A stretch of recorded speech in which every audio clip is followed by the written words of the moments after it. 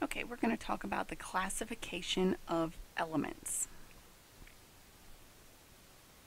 And the periodic table was originally arranged by Dmitry Mendeleev in 1871, and he had them arranged by increasing atomic mass in vertical, so up and down, and physical properties in horizontal rows. Physical and chemical properties are determined by electrons. And the arrangement of these elements depends on these properties. Currently, we have them arranged close to increasing atomic mass in your horizontal rows, and everybody in a vertical row or a group has very similar physical properties. So, elements are now arranged by atomic mass horizontally and physical properties vertically. You can place the elements into categories based on their electron configuration. So their electron configuration is going to give them their physical properties. So the first group are the representative elements, and they are the elements in which the outermost S or P sublevel is partially filled. They're also called your group A elements, so your representative elements are your group A elements. And the group number is going to equal the number of valence electrons. So 4 groups have specific names. Group 1A are the alkali metals. And everybody in this group is going to have 1 valence electron. Alkaline earth metals are group 2A, so everyone in this group is going to have 2 valence electrons. Your halogens are 7A, everyone in this group is going to have 7 valence electrons. And your group 8A are your noble gases, and everyone in this group is going to have 8 valence electrons.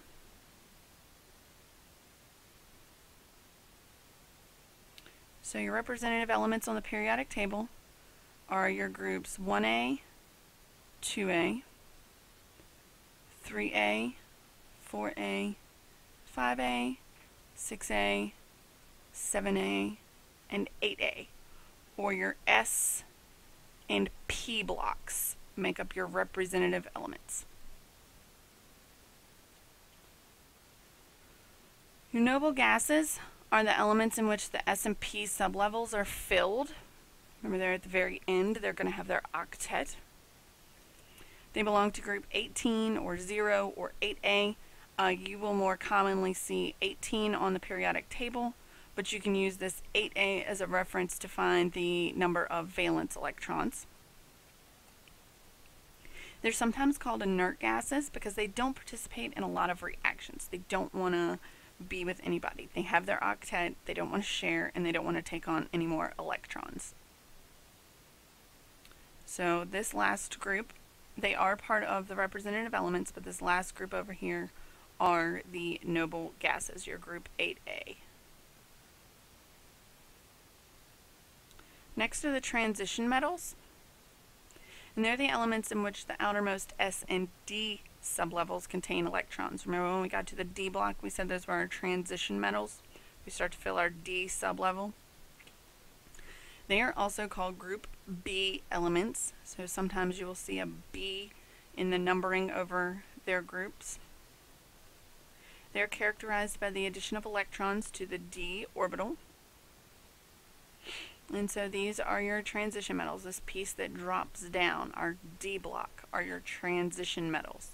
They're also called group B elements. So we have group A, that's the S and P blocks, and then group B are your transition metals, your D block.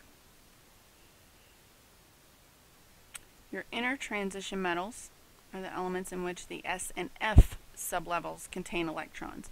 They are inner transition, they fit in between where your S block is and your transition metals.